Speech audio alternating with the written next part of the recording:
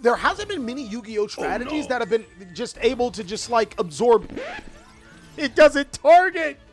It doesn't target. Oh no, yo. This is like the first time Zark has went against the deck, literally in any of our replays, where we've actually taken care of Zark and forced Zark to go into something else. Take us home, Zark, because I've seen some pretty bad replays. Zark, the tier 0 master, guys. This was his game into Masters. I can't believe a Masters replay is coming down to Zark playing Zark, right? And our opponent playing Sharks. How the fuck did you guys get this high in ranking? What are you guys doing? You're out of your natural zone.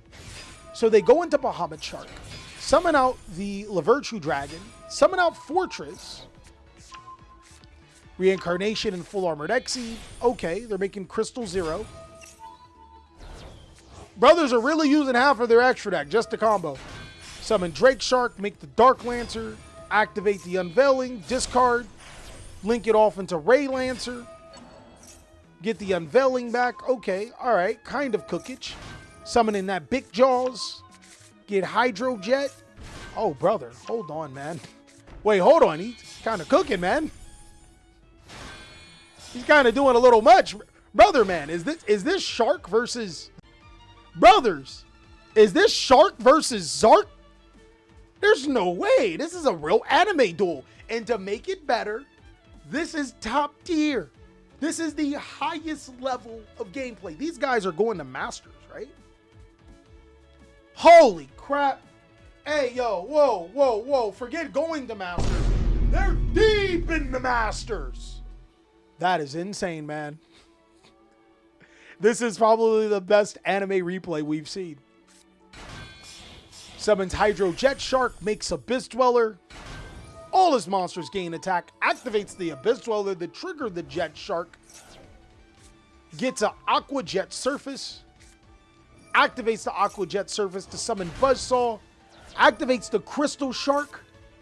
Shark Castle versus Supreme King in Masters is crazy. Exceed summons into the Stealth Kraken. This is his inboard, guys. I'm not going to lie. Color me impressed. Did it require half of his extra deck? Yes. He has 5 cards left in his extra deck. But he got a 3,000 attack, full armored Utopia. Monsters your opponent controls lose 500 attack on top of the monsters we control gain 500 attack. Is pretty nice, right? At the start of the battle phase, you can negate the effects of all attack position monsters your opponent currently controls. It can attack twice by detaching a material. You know what Abyss Dweller does.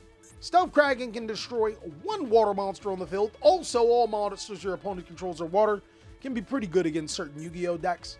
Armored Lancer, when it gets attached, it gets to equip a card. And guess what? We have Full Armored Exceed in the graveyard. So we can do that equipment. And then we have number C32 Shark Drake Levice. Right? Once per turn, you can detach 1 material from this card, target 1 effect monster your opponent controls, negate its effects, change it to 0. Yo, this person is cooking in Masters with Sharks. How are we going to respond? Oh, they also get the Unbreakable Dweller, because this says the Exceed monster can't be destroyed by battle. We'll start off with using Skull Crobat Joker. We'll get Supreme King Gate Magician. Activate Supreme King Gate Magician. Use its effect. That gets Virtue Streamed. How can I forget about this card? Can destroy both of these cards, which could be crazy for us. They'll get rid of the Dweller because it doesn't have any materials. Destroy the gate, which prevents it from getting a search. Yo, Shark's going crazy. But unfortunately for him, it triggers our Chronograph Sorcerer to be able to summon out the Light Worm and add Gate Magician. They'll then go Wings of Light to be able to add the Light Worm, then make Beyond the Pendulum. This card is crazy. Beyond the Pendulum then activates, and they'll Shark Drake Vice here. That's actually not a bad idea. To negate this card to search any Pendulum card, not bad. Not bad. Can't even be mad. Unfortunately, I don't think this card's once per turn. I think if you just put another Pendulum monster on the field, you can link into another one. We'll activate Supreme King and Light Worm. We'll Pendulum Summon. Looks like we're only Pendulum Summoning, I think, 2 cards. 3. Okay. So we get our Odd Eyes Arc Pendulum Dragon. We get our Skull Crobat. And we have our Light Worm. would he just Stealth Kraken, destroy the Lightworm? Now we can't, like, we can only link into these, and we've already Pendulum summoned? Maybe? I'm not sure. That might not be it. There's still one unknown card in hand. He doesn't know it. He will Stealth Kraken, destroy the Beyond the Pendulum, but its effects are negated. Is that correct? I'm not sure. Well, then full armored. Oh, he was... Okay, so he was stopping SP Little Knight, potentially, right? So now we'll Link Summon.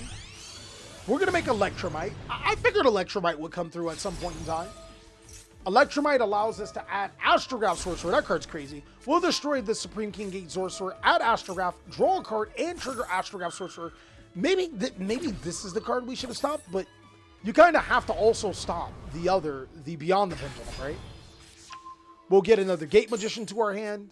We'll then add we'll draw a Dark Worm, then Link again. Isn't there a monster that lets us Pendulum summon twice?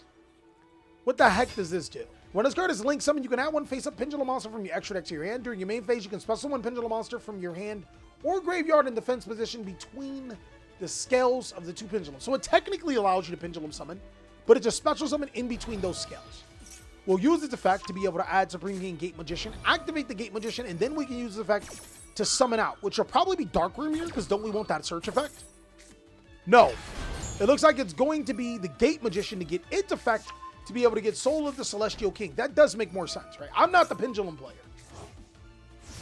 They'll equip to the Shark Levice, and now they have to deal with Celestial. Now, if you guys don't know what this does, it tributes one Pendulum Spellcaster monster with 2,500 original attack.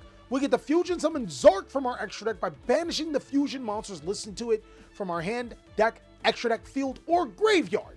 But negate its effects, and unless it's at least one of each of your Pendulum, Exceed, Synchro, and Fusion Dragons. Crazy. So we'll summon out our Ace Monster.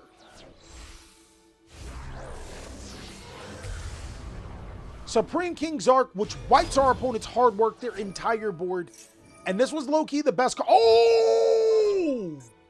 You can banish this card from your graveyard. Target one face-up water monster. The next time it is destroyed, it is not destroyed.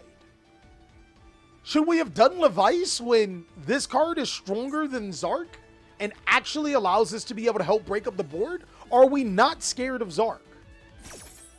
Right? Oh, that's tough. Oh, the Lancer is protected? Okay, maybe I'm just not a reader, right?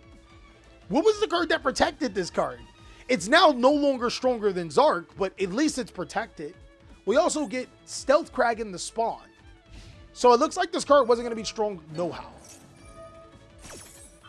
Lancer is protected by the Exceed Trap card. Oh, okay, I see what you mean. We'll use Exceed the Pendulum to summon Dark Worm on their opponent's turn while they get the Unveiling. And now we're going to be able to get some effects. We'll use Dark Worm to be able to add Supreme King Gate 0 and Light Worm to be able to summon itself. Using its effect, they'll immediately use the Shark Levice to negate that. Now, I think one of the biggest testaments is, can we beat Zark? Because there hasn't been many Yu-Gi-Oh! Strategies that have been just able to just like absorb. It doesn't target. It doesn't target. Oh no, yo. This is like the first time Zark has went against the deck, literally in any of our replays, where we've actually taken care of Zark and forced Zark to go into something else. Like, your big boy card is not going to work here anymore. Brother, 4,000 damage to the face. Zark got swallowed? Oh, no. We'll be able to get Light Worm to our hand, and then they're passing it back to us. Bro, man. We're drawing Maxi. That's kind of a crazy card. And when no cards on the field, Dragon Shrine can be able to send the Dark Worm to summon itself, and that can get us a scale. We don't play the high scale, but we'll get Supreme King Gate 0. Light Worm will get us Dark Worm, which is a 5. Then we can destroy to be able to get Gate 0, and now Exceed summon, Link summon. All right, we're going to make IP Masquerade. Running out of gas here. This is the first time we've been challenged like this. We'll place Dark Worm into the scale, and then we get the Pendulum summon. Lightworm, and Darkworm, as well as Maxi. Brother, man, I never thought I'd see Maxi Pendulum summoned. We make the SP Little Knight, use its effect to be able to get rid of the Levice. Then we Synchro Summon the Synchro monster to destroy our opponent's monsters, right? Clearwing. Clearwing then destroys all monsters. We clear his board. Stealth Kraken summons out the Kraken and attaches a material, which means it can destroy a monster. But thankfully, we're not going to lose the game. Holy crap. Yo, this is probably the best anime replay I've ever seen in my life. Because now we're down to 1,900 life points. We have Darkworm and SP Little Knight. Kraken's going to use his effect to trigger the effect of SP Little Knight. We're going to chain Little Knight to banish the Kraken and itself. And now they use 7th Tachyon. They reveal Ragna Zero to be able to get Surfacing Big Jaws. They actually activated a spell card, so Big Jaws is crazy. Will this extra deck actually come up, man? Holy. We'll get Buzzsaw Shark to our hand. Normal summon Buzzsaw Shark. So, I don't... Look, so here's the problem. Ragna Zero can get rid of this card, right? I don't think it does anything. But here's the problem. It needs to have modified attack for Ragna Zero to work. And I'm not sure if we have any way to modify the attack because we only have 4 cards left in extra deck. It's really coming down to what's in our extra deck. We could potentially lose this. It's literally a grind game. It's insane how crazy this game has been. Xe Remora then targets and summons Crystal Shark. We make the Ragna Zero. Okay. We then use Aqua Jet. We make Surfacing Jaws bigger than the... Oh, no! No, is this it? We attack over the Supreme King. Supreme King Dragon Clearwing has to have an effect, right? Once per turn before damage calculation, if this battles an opponent's monster, he didn't read. You can destroy that monster, and if you do, inflict damage equal to the opponent's monster's original attack. Oh! Reading! If he just played 101, no, guys. We gotta see his extra deck. If he played 101, huge blunder. If he didn't play 101, you definitely should have. Couldn't this target an opponent's monster? If your opponent controls a monster, you can banish this card, target one. Oh, it has to be a monster you control, and it has to be a Fish, Sea Serpent, or Aqua monster. Unlucky. So not only do we lose the Big Jaws, we take 1,800 attack. And that's the end of the turn. We can still go Stealth Kraken, right? Yeah, Stealth Kraken is just once during the main phase. So wouldn't it have been smarter for him to summon monsters to his side of the field? He actually did have game. If he would have just started summoning monsters to his side of the field or activating cards, if SP could use his effect, because then we just chain Kraken, destroy the Clearwing, and go for game. Had he have activated the 7 Tachyon and start doing this, we then could have attacked over the SP Little Knight, then activated the Kraken to destroy. We threw the game! We fumbled! There's no way! Unlucky. And now we're going to Pendulum Summon 2 more monsters, Scroll Crobat Joker and the Imperm. Dominus Impulse on the Supreme King Lightworm. That was our last card in our hand, and I think it destroys. We have a trap card in graveyard. No trap card in graveyard. Exceed Armor did banish itself. We now make Borreload Savage Dragon. Savage will then equip and will chain Kraken's effect. We really don't have any other opportunities. SP will banish itself and the Kraken, but it can destroy anything, right? So we can destroy the Clearwing and then just win. No? Oh, they're no longer water. So we may have goofballed too. If we would have just banished the Kraken, it wouldn't be water. Oh, no. Bro, this game has twists and turns like crazy. They then go Ragna Zero to attempt to destroy the Borreload because the attack is different, but we'll use one of Borreload's negates to stop the Ragna Zero. Unfortunately, I think this game is over, but kudos to both players, man. This game was absolutely freaking insane. Probably the best anime game I have seen of all time. And of course, it had to be Ender Zark. We got to see these deck profiles, man. I know you guys are definitely hoping. I want to know, did the Shark guy. Did Shark actually have the cards? All right, guys, here's our Shark player. He didn't play it, he threw. He didn't play 101.